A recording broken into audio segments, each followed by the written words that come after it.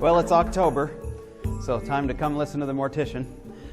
I'll give you a real brief history. I was born and raised in southern Idaho. I've been in the funeral industry for 20 years, and I have a degree in mortuary science, so if any of you are looking to further your education. And then I own Bell Tower Funeral Home in Post Falls. So let's go back to, let's say, 1820, and Father dies. And where does Father die in 1820? Right? He's not in the hospital. He's not at the care facility. He's probably at home or out in the field or at the saloon, right? And as soon as Father dies, it's time to act fast. We are under a time crunch. And so the women in the family would take the body and lay it out on the dining room table, and they would wash the body and they would dress it in preparation for a wake that would take place that night in the parlor of the family home. And why do you suppose they call it a wake?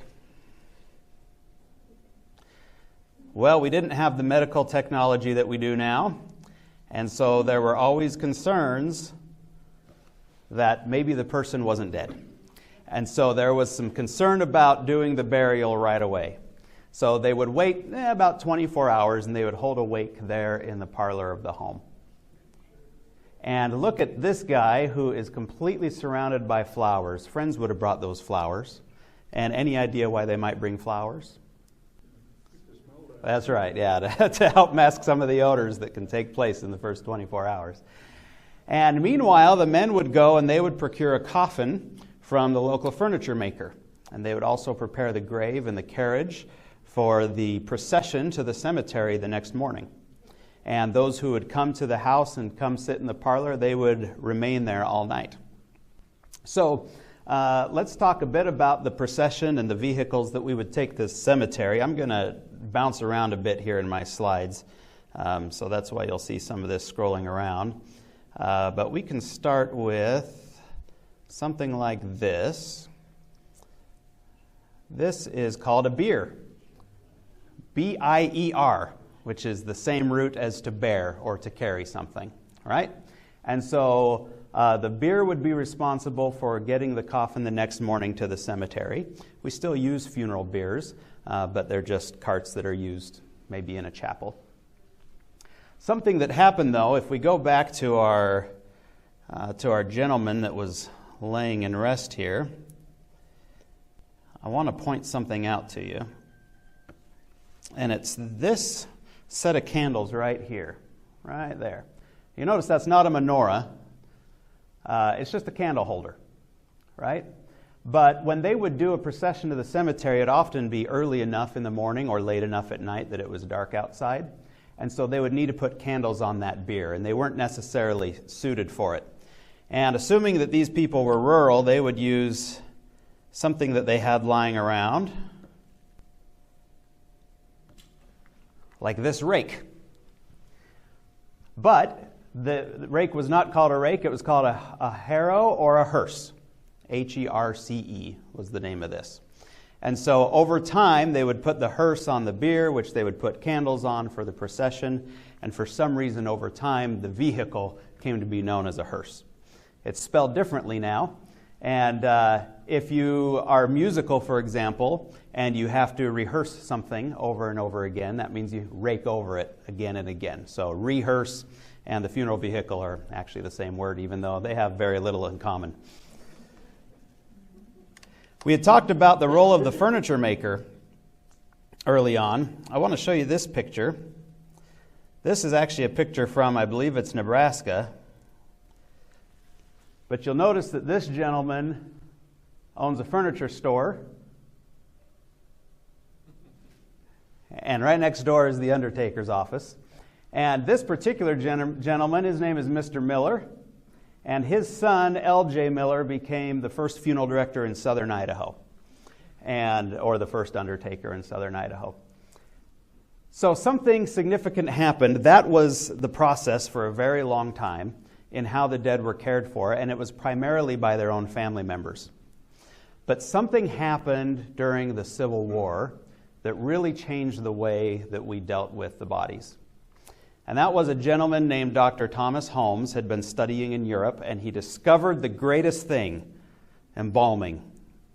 It was considered then to be modern embalming. And he brought it back to the States during the Civil War, and he advertised it as a means for your sons to be returned home. Prior to that, of course, they were buried there on the battlefield. But he had a way for your sons to get home. You could see them, you could bury them near your relatives, you could still hold a wake. So embalming became popularized during the Civil War. I'll show you a couple of really cool pictures. Here is a picture of a different doctor embalming there on the battlefield. So they would set up tents, they were mobile, and they would do the embalming right there on the battlefield. These next people wanted to show off what they could do, so they had their stuff on display so that you could go by and see some of the results and say, boy, that's amazing. Now, of course, if you had grown up during this time, you were familiar with the dead. Everybody was, because it was the families that cared for the dead. So the first body you saw wasn't embalmed and wearing cosmetics and lying in a casket. You saw it from the time you were a child. You were involved in the process. So when people saw the embalming, it was really miraculous, because they knew what happened to a body after several hours had passed. And here they were seeing these bodies days after, and amazed that they could still see these bodies. So here we are, Civil War time, and we have Abraham Lincoln going to the theater, right? And he's shot in the back of the head. He's rushed across the street to a private residence where he's tended to by surgeons throughout the night. They're unable to save him. Word spreads quickly across the country. Newspapers confirm the rumors. But people just assumed, as always, that they would have to take that horrific news as fact. But not so. Abraham Lincoln, remember what had just come? Embalming. So he was the first president to be embalmed.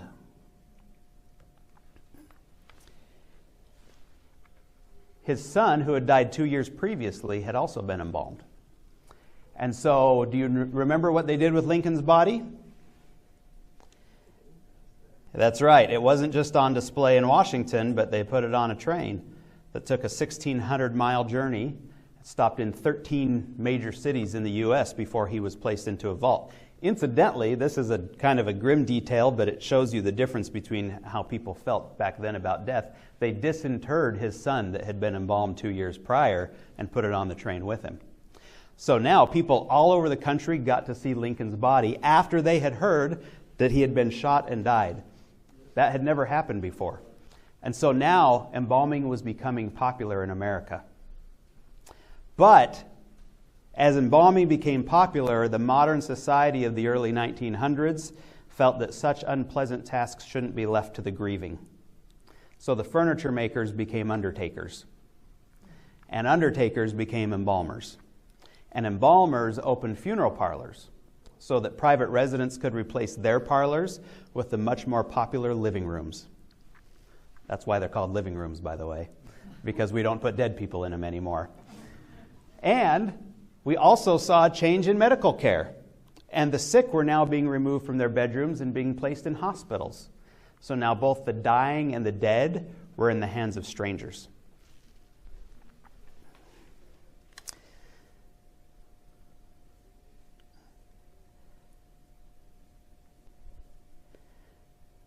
This was, any of you still take the Ladies' Home Journal? This was around in the early 1900s.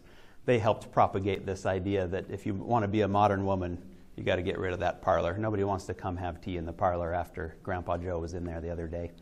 Could I ask one quick? Absolutely, yes. Because maybe I'm stupid. You're not. Okay. Embalming is taking the blood completely out of the body. That's right. Thank you. You're welcome. So that brings us to a good place, because we're talking about the transition, right? From people caring for their own dead, and now professionals are doing it, and particularly embalmers. So I have with me a few antique items that you can come look at afterwards. This is a mobile embalming kit, and this is what the mortician would take with him to the house. He had bottles here to carry the blood. He had chemicals. He had a hand pump. He had instruments, and that would be done there in the home for a while, there in the dining room. And then when we had electricity, this was a mobile embalming pump. So this could be plugged in at the house, and then you didn't have to do everything by hand or by gravity. And then I have here an old cosmetic kit as well that the mortician could take with them to do cosmetics. This is my favorite part, though. This used to be an advertising thing. So for this funeral home, the Nawright Funeral Home, they would put their logo on there and they would pass out, this is Faintex. It's smelling salts, right? So in case you were overwhelmed and passed out at the side of the body, don't worry, the funeral home has your own little, and take it home with you afterwards. Our number's on the back. And so embalming, the idea of embalming, it does a few things. It disinfects. It preserves, which isn't totally true. It just slows down the natural act of decomposition. And then thirdly, it adds some color back into the skin. And so embalming became popular because it allowed people time to plan. And now the wake didn't have to take place that night, and the burial didn't have to be ready the next morning, and friends and family could travel and come. It left them with some time. So now we have funeral parlors, and we have embalmers, and we have funeral directors, and the vehicles, of course, they became a little fancier. One thing that's interesting is you'll notice when you see a vehicle, the way you know that it's a hearse is kind of, it has the telltale, let's see, I know I've got some here. It's got that bar on the back, right? That's a Landau bar. Has nothing at all to do with the hearse specifically. If you're into any classic vehicles, you'll see Landau bars on some of those as well. And that's because old carriages that were convertibles, essentially, those were the springs. So those were hinges, right? And then you could open it up. Some reason that came to signify a fancy vehicle. So we started sticking them on the sides of hearses. And now nobody wants a bar on their car unless they're driving a hearse. So we have the change in who's caring for the dead. And by the way, it should be noted that some of the families that were more comfortable with the processes began to hire themselves out as well. So you would see advertisements for women who would call themselves layers out of the dead, right? Because they were the ones that were used to bathing and dressing the bodies. So now you could hire your neighbor so that you didn't have to do it. So we began to separate ourselves from maybe the realities of death, because for so long people handled death by handling the dead. And now we have professionals doing it. We've separated ourselves from that process. And it's become something that's so taboo and unpleasant that we just allow others to do it for us. So another thing that has changed is the way in which we dispose of our dead. And that's been a question for a very long time, probably the beginning of time. What do we do with this body, right? It's not like a dead animal because it has more value than that to us. There's a relationship there, but there's also the natural processes that take place, and we have to dispose of the body somehow. So as you know, in America particularly, for a very long time, burial was the go-to standard for disposing of bodies. Over time, cremation has become popular, and cremation is the same process as what happens to you in the ground. It's just much faster and more efficient, right? And so what's interesting, though, is to see the climb in cremation rate and how it changes across the country. So if you were to take a map of the United States and you start in the southeast, in the deep south, there's still a very high rate of burial. So they're at like 20 to 30% cremation rate there currently. As you follow that from down there up to where we are, we're up to almost 90% in Washington and Idaho. We're the highest in the nation. So the question becomes why? Well, there's a lot of advantages to cremation. One is that people have become more transient. We're not born, raised, and die in the same household. And so it becomes, where do I bury this person? My family's not here. That's my situation. My wife and I and my little family, we're all here. But my parents are in southern Idaho. I've got siblings all over the place. Where would I be buried that anyone would visit me, right? But if I'm cremated, I can stick around, and they can take me wherever they want to go. Also, cremation is, of course, more efficient and usually more cost-effective and doesn't require burial property. The the concern with the rising rates of cremation is that cremation was initially meant to replace burial as a form of disposition, but somehow it's come to replace all ceremony. So when cremation first became popularized, what you had was you still had a viewing, you still had a funeral, but instead of going to the cemetery, the service ended and the cremation took place after. Now cremation has come to just replace kind of everything. And so people are not seeing the person when they've died in the hospital. They're choosing not to see them in the funeral home. They're signing the paperwork and receiving an urn back. And I fear that we may have sanitized somewhat that process that makes it difficult for us to grieve properly. Dr. Alan Wolfelt, he's a psychologist. He's the leading expert really in grief counseling.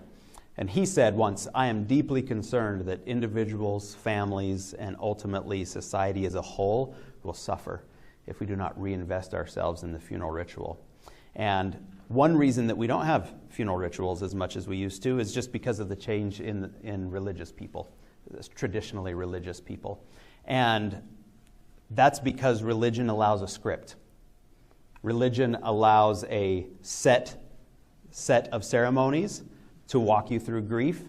And so those who aren't religious, there's not one. There's not a script. I happen to be a certified celebrant, which means that I went off and got trained to be a funeral speaker that's non-religious. So even though I'm religious myself, the funeral's not about me. Yeah. In fact, the funeral's not necessarily about you if you're dead. It's about what the mourners need. And so I meet with families and we put together a service that's totally non-religious, but it's important to have some sort of an outward expression of grief to help carry us through that. So cremation is extremely popular now. And then we have some new forms of disposition. We have one that's called, the slang is aquamation, but it's hydrolysis, alkaline hydrolysis, which means that the body is placed into a reducing chemical that leaves you again with bone, which is what cremation does. And then the bone is ground as well to create the appearance of ash. And then in Washington, it's not legal in Idaho yet, but in Washington we have the composting. I'm sure that's not, I think they call it natural organic reduction or something. Seems like composting. But the idea is that the person is placed into a thing with some soil and some nutrients, and they're turned for about a month so that their body returns to the soil. But then you get back like a whole tractor worth of soil. I'm not sure what to do with it, but they have options for you as well. In the end, despite the different forms of disposition, I don't think that's important. I think what's important is what we do before that. Yeah. Does the composting take care of the bones too? It doesn't. It'll soften the bones, but just like with cremation and aquamation and the composting, the bones still have to be ground. Yeah. So when you were talking about the South, I was thinking about how in days past they would bury their relatives on their property. Mm-hmm. In present day, you'll see those grave sites still like next door to like 7-Eleven. Right. It's so funny to me. When you get the box back with the bones and stuff in it, is that illegal to like put on your property? Or are you like burying human remains? Yeah, so the law says that the bones have to be unrecognizable. So that's why we put them through a process to make them into a powdery ash. But yes, you can do The composting as well. Okay. Yep, and you can do whatever you want with them at that point. I was just because I was thinking about those grave sites in the South. Like we lived there briefly, and I always thought that was really interesting. Yeah. You'd see like modern homes with like a little grave site in the backyard. Yes, and you can still be buried on your own property. It's a process. You have to get planning and zoning to say that your yard's a cemetery, and then you can bury on your property. I've done 2 home burials in 20 years. It's not an easy process, but then you have kind of that on your deed and your title that says if you ever sell this house, by the way, you're also buying a cemetery. So many people choose not to do that. Yeah. And you can do a lot of things with cremated remains. So, of course, traditionally they were placed in an urn that would be set on the mantle, but now you can put them into jewelry, you can have them blown into glass, you can have them shot into space, you can turn them into diamonds, you can do all sorts of fun things with cremated remains, none of which I'm interested in doing for myself, but to each their own on that. How big is an average cremation, what's left? Yeah, great question. So if we're running efficiently, we want to have you down to about 8% of your original body weight. And so everybody generally fits within 200 cubic inches. So if you consider a box that's 4 by 6 by 10 inches, that should fit just about everybody. Yep, good question. I heard that the cremation process that was used during the Civil War, not cremation, Embalming. Process, Mm-hmm. Poisoned the soil. It left a lot of lead or something. Was a problem.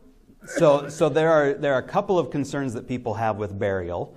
One is that you are putting metal literally into the ground with the casket. And then the other is the chemicals. One thing worth noting, though, is that the embalming fluids, they have a lot of things in them other than just formaldehyde, although formaldehyde or glutaraldehyde will be the basis. But once those have done their job, they change their chemical makeup. So once they've entered the body and I won't bore you, but once they cross the proteins, their chemical makeup changes, so they no longer have the same chemical makeup as formaldehyde.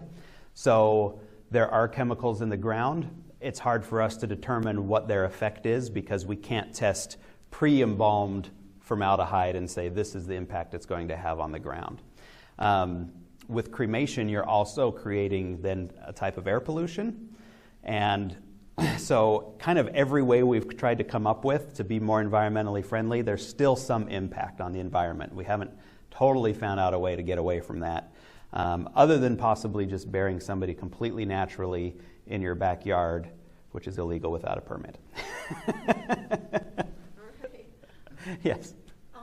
So if we're talking about Abraham Lincoln, that became part of the process around the 1860s? Or? That's right. Okay. And what about the carry-as-you-go kit? This was during a transition phase. So essentially you had people who were offering embalming services to families, but they were kind of like traveling salesmen versus people who had established a funeral parlor. And once they had established that parlor, then you could bring people to the parlor to be embalmed there, and that's when you would have had like an established funeral home. And you were talking about women who volunteered, I imagine they were paid something to come out and take care of the body at home. And what did you say they were called? Layers out of the dead. Yeah, and you can look up some old newspaper ads for Layers of clothing or like laying out on the table. Layers out of the dead. Layers. Yeah. So were they around like in the early 1800s always, or just was that something that became customary when people just didn't want to put on? That's right. It grew with the change that we saw in people wanting to care for their own dead. Yeah, good question. Yeah. Other questions? I'll talk all night. So if you, yeah. So when they switched over to the embalming, do you know what the cost was? Was it hard for people to pay for that if that was a switchover that was kind of happening? Yeah, good question. So I couldn't put it in today's dollar, but it was affordable enough that people were having it done regularly in their own homes. If you look back at pre-modern embalming, like mummification and some of those, that was just for the rich. The mummification process that you'd have seen done on a pharaoh, for example, would have cost in today's money about $250,000 just for that process. So the people in poverty were not having that done. This type of modern embalming was more affordable for almost everybody. Yeah, great question. Okay, so now I'm going to talk a little bit, just for fun, about some lingo. And it has nothing to do with you. It all has to do with me being OCD. So, this is a coffin. And what makes it a coffin is it has 6 sides. And it goes out at the shoulders and it's narrower at the toes. This is not a coffin. This is a casket. And it has 4 sides and it's got a rectangle shape. Now, just to make it really confusing, casket is always an appropriate term for a receptacle, but coffin is not. So a coffin can be a casket, but a casket can't be a coffin. So you can always use the term casket and you'll be okay. In Europe, they still use coffins. And let's talk briefly about where the word casket came from. So not too long ago, they were spelled with a lot of words that ended in the ET. So it would have been E-T-T-E at the end. And what does that suffix mean? It means small, a little cask. Okay?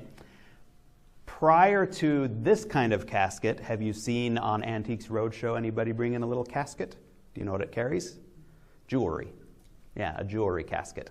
And so the reason we call this a casket is because you put your valuables in it. It's a container for your valuables. And that's where the word casket came from. But it's not a coffin. Okay.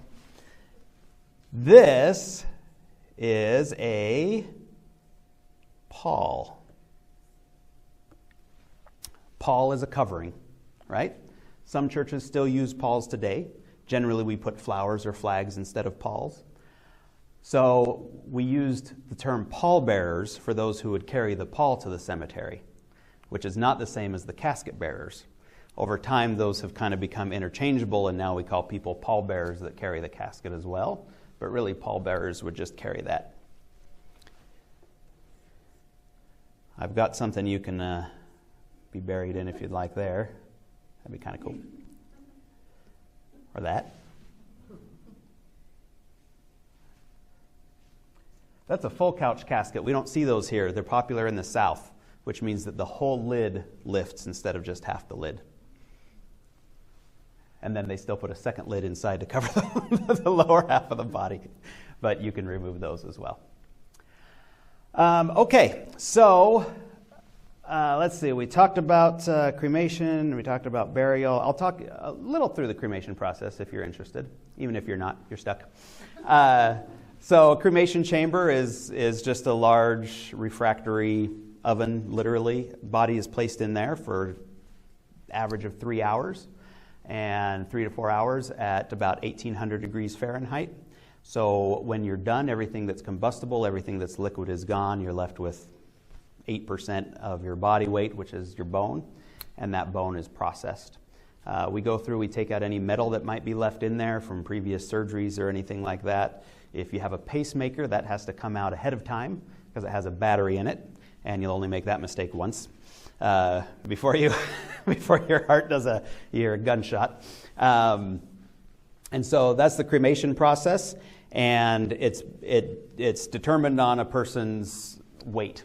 So it takes longer if the person's larger, obviously not as long if they're smaller. Before cremation became enclosed in chambers, you had open cremations, which were kind of more like funeral pyres. That's still done in some countries today, but not as popular because that doesn't make for a very good spectacle. Another reason that embalming became popular was the fear of being buried alive. And that's something that not only has happened in the past and been documented, but still happens in some developing countries. Every now and then you'll see a news article about somebody that was buried a little early, which would be absolutely terrifying. And so people said, you know what, if I'm embalmed, then I know I'm dead, right? So embalm me 3 times. Do whatever you have to do. I don't want to be buried alive. And so embalming became popular that way. There was I still have it at my office, but I have a copy of the patent for some of the caskets that they had created to avoid people being buried alive. So one of them that I have the copy of the patent for is that they would place a ball on the person's chest with a tube that would go out to the surface. And so if they were to exhale, the ball would roll away, and then it would allow air to flow in and out of the casket. You're probably familiar with the bells that people would attach so that, you could ring the bell, you could be saved by the bell.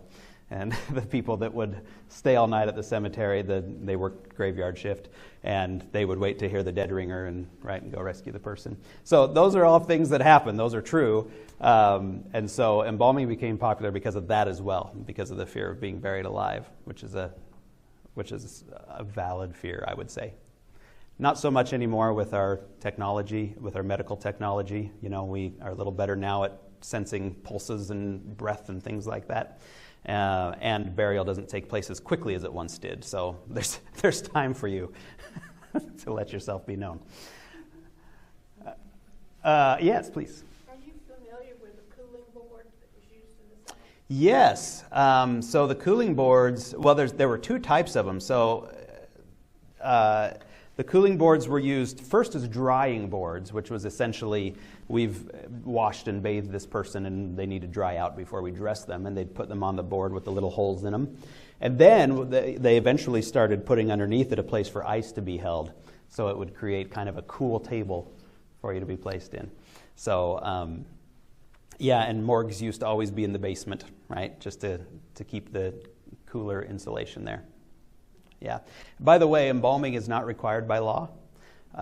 It is often the policy of the funeral home to embalm in the case of a public viewing or visitation. That's because we would be liable if there was some sort of disease or something that somebody caught, and because embalming disinfects, then that helps us with liability. But nobody has to be embalmed. You can be buried without being embalmed, and you can be viewed by close family and friends without being embalmed. And of course, we use refrigeration in that case. Most people who are cremated are not embalmed, although you can be. For those who choose to have a viewing, a traditional viewing before cremation, but you don't want to buy a nice casket that you're going to burn up, we have ceremonial caskets, which is a nice way of saying rental.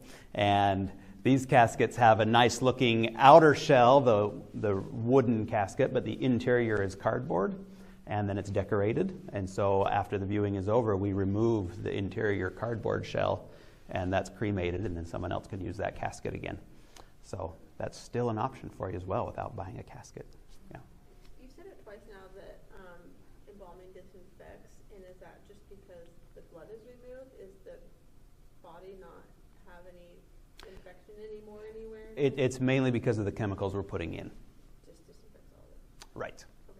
Yeah. That makes sense. Yeah, and one thing that, as an embalmer, that I've been doing for the last year or so is I have a contract with most of the medical universities in Washington, so I prepare their cadavers.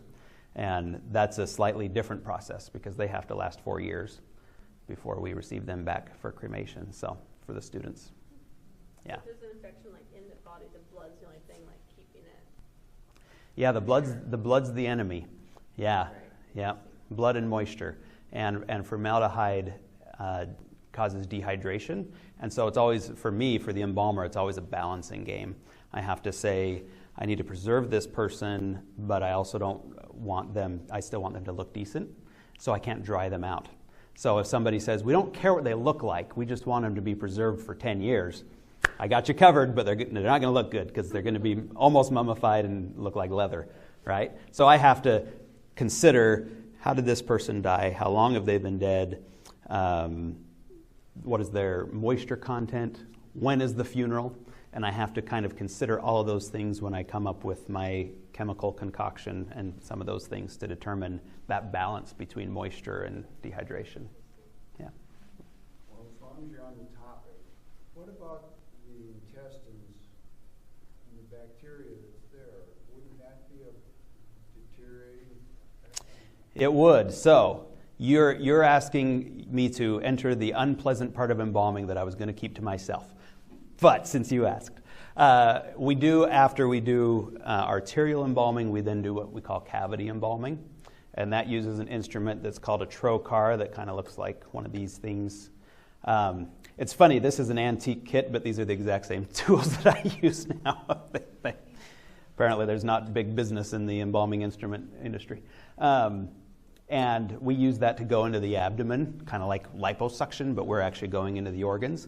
We're using that to draw out gases and fluids, and then we're replacing it through the same vessel with a very strong chemical. Yeah, because a lot of your bacteria and decomposition takes place in the cavity. Yeah, good question. So I know this is a little off topic, but it's kind of along the lines of embalming. When they had the shows that would go around and they would show animals that were preserved or human bodies, is that the same technique as embalming to make, but how does it preserve it so well? Yeah, it's the same technique, and it's like how I preserve cadavers for medical students, which is it uses a more potent fluid. I use a lot more of it, and you're essentially drying them out, almost leatherizing them, but particularly with animals because of the fur, you don't notice the effects of that as much. And what's interesting is that the people that were advertising embalming wasn't so much the embalmers as it was the chemical companies. It was the ones that were selling the embalming fluids. And they would train the embalmers. They'd have, come and then they want them to sell your product, right? And so you would use those for advertising. Do funeral homes automatically embalm, or do you have to ask them to embalm? Good question. So I've been doing this for 20 years. When I first started, just 20 years ago, we embalmed by default. So when somebody was picked up in the middle of the night, if we had any indication that they were going to be buried, we embalmed them. And then we would meet with the family and they would say, we're not having a burial, we're going to do cremation and we don't want a viewing. We'd say, that's fine, we just won't charge you for the embalming. That's changed drastically in the last 20 years. So, Because I don't want to be cremated, and I have made instructions to my kids that I want an open casket at the funeral home, but not at the church. mm-hmm. And so I really would prefer to be embalmed, to So- have that open casket just for Yep. my family. So that conversation takes place in the first conversation we have with your family. When we touch base with them and say, we have your mom here with us, do you know what her wishes were? And they say that, then we can move forward with embalming. So I should put in my instructions. Not a bad idea.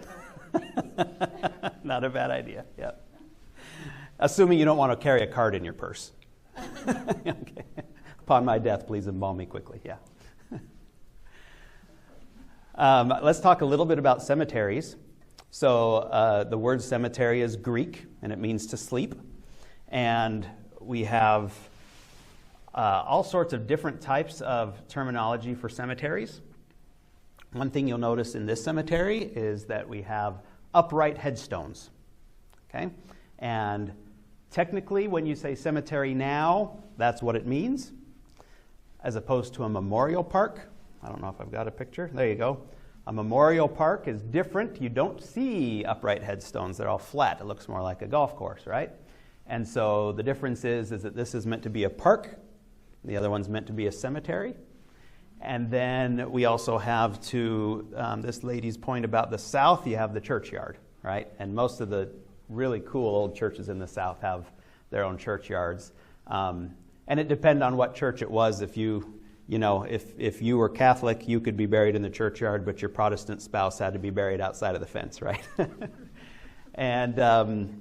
And then when we talk about, somebody had mentioned that they were had family members in a wall. Somebody mentioned that. Is that you? So are they a mausoleum wall? They're cremated. Okay, yep. So mausoleum, which is actually named after a person, believe it or not, Mausoleus, that is in-wall burial, and the space that the casket goes into is called a crypt. So a casket goes in a crypt in a mausoleum. But if it's cremated remains... got ahead of myself. If it's cremated remains, then it goes into a niche in a columbarium. That's the difference in the terminology. Hi, Pop. This is a cool mausoleum. That's in Denver, where I went to mortuary school. It's got, if you count the tower, it's got 7 stories. And the top, 2 or 3 stories are privately owned. Like one family owns the whole floor. And there's really some cool stuff. And then if you're really rich and think you're important, you can have your own little thing like that, your own little private mausoleum, which is kind of cool. But I want to be in the ground personally. I don't want so much access.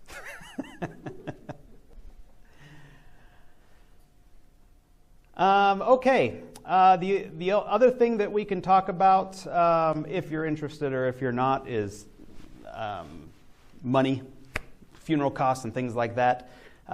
So funeral costs are leveling off. Something happened in the 70s where the Federal Trade Commission came out with the funeral rule. And the funeral rule says that you have to present a family with all of the options available for their funeral services, and that they can reject any of them. And so prior to that time, you would go into a funeral home and they would have a room full of caskets, and there would be prices on the caskets, and that was all inclusive. So if you want your funeral with this casket, it's this much money. If you want your funeral with this casket, it's this much money. And then the Federal Trade Commission said, that's really not fair because you're making people pay for all sorts of services they may or may not use. You have to itemize them out. So once funeral homes started itemizing everything out, they said, wow, we're ripping ourselves off. I don't get paid to do this. I don't get paid to do this. I don't get paid. And prices skyrocketed once they started itemizing out services. But it allowed people to reject services they didn't want. The only service that you can't reject is called a basic service fee, which is essentially the overhead charge for utilizing a funeral home. And then everything can be put on top of that. Cremation is more affordable than burial, not necessarily because of the services costs, but because of the merchandise. So with burial, you have to have a place to be buried. You have to have a receptacle to be buried in, and then most cemeteries require some sort of an outer burial container. That can be a vault, which seals, or it can just be a grave liner, which is a concrete box. That protects the ground above from sinking over time, particularly now when we use backhoes and things that are being driven over the tops of the graves. Once again, that's not a law. No state requires vaults. It's up to the individual cemeteries. And there are still some rural cemeteries that don't require outer burial containers. So most of the cost in burial comes from merchandise, casket, vault, having to purchase property for the grave. People who choose to prearrange their own funerals can pay for those ahead of time and make payments, and that'll be put either in an insurance policy or a trust. And that means that the funeral home's not holding on to your money, and you own the trust, or you're the beneficiary of the insurance policy. So if you move and you say, well, I just paid X number of dollars to ABC Funeral Home and now I'm in a different state, that policy is still yours. Now the question is, does the other funeral home have to honor the costs of the first funeral home? And the answer is no, they do not have to honor those costs. Most funeral homes, in exchange for your prudence in prepaying for your funeral, will guarantee their prices. So they say, whatever you're paying today, we guarantee that in 20 years, we'll cremate you for what you paid today. We won't charge you more, even if our costs have gone up. So those are some of the advantages of planning ahead and paying for your services. Also, in the state of Idaho, your prepaid arrangements trump your next of kin's wishes. So that means that if you prepaid for your own cremation and your family comes and says, we decided we don't want to cremate Mom, we want her buried, too bad. She paid for a cremation, we're bound by law to cremate her. But there's a downside to prearranging, in my opinion. You won't hear funeral directors ever tell you this. I think there's a downside. And that is that if you ask people, what do you want for yourself when you die? I don't care. Throw me in a box, put me in a coffee can. I don't want a service. I'm not going to be there. It doesn't matter to me. But if you ask their children, what do you want to do for your mom? It's different. Oh, we want to have a funeral. We want to have a viewing. Because once again, your funeral is not about you.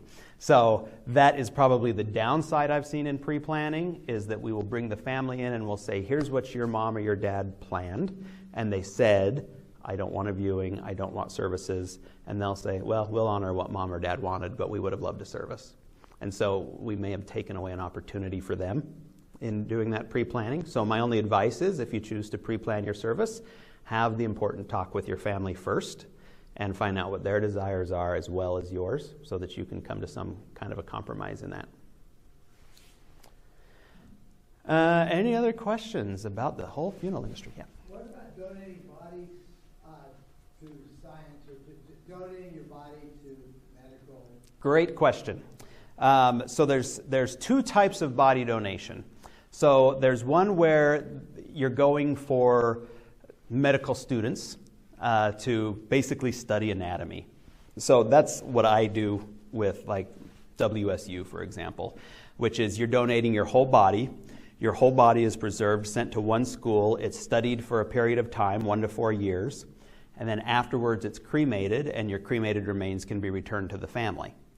The other type of donation is, and I hate to just say what it is, but you're not embalmed, you're parted out. And so you're sent to different parts of the country because this school only wants to study feet, or this school only wants to study brains. So body donation, the advantages of it, for one thing, is that it's free. It doesn't cost you anything to donate your body. The school, in gratitude for your donation, pays for the cremation.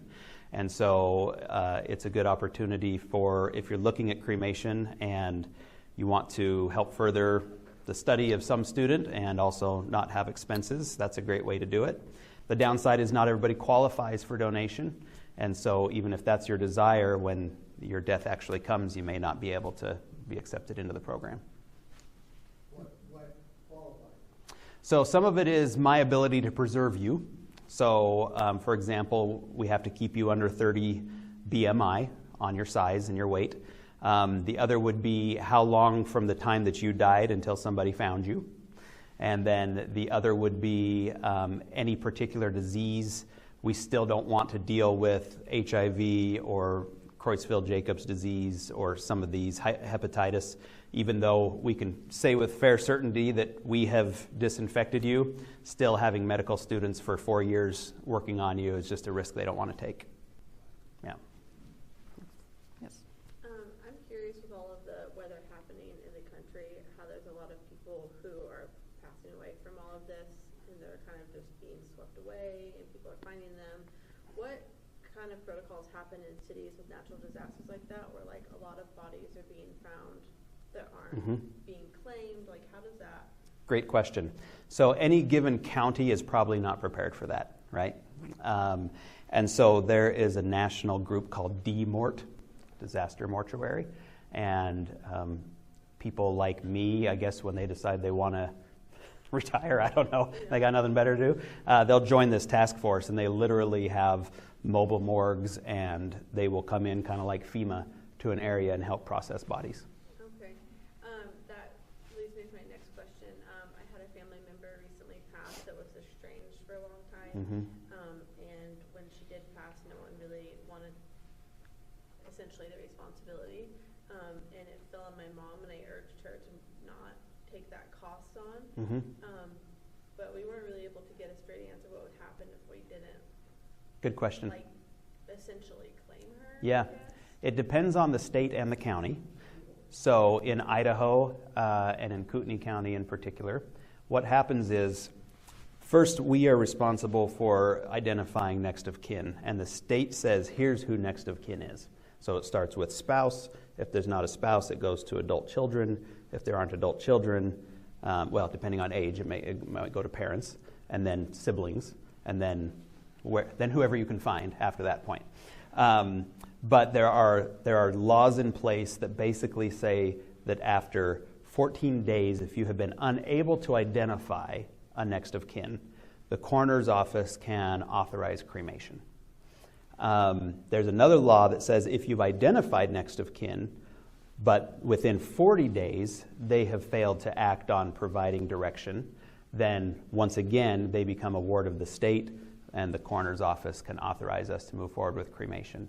At that point, the cremated remains usually go into the care of the county coroner's office, and if people down the road decide they want to claim them, then they go through the coroner's office, and there's a process they have for that. Yeah. What about the payment? We end up just taking a bath on that often, to be honest. You As a funeral home. and not the state? That's right. Yeah. The county can pay money toward a cremation if there is next of kin that can apply for county assistance and show that there are no assets. But in the case that we either don't find one or nobody's willing to step up, there's nobody to file that paperwork. And so often we just eat it.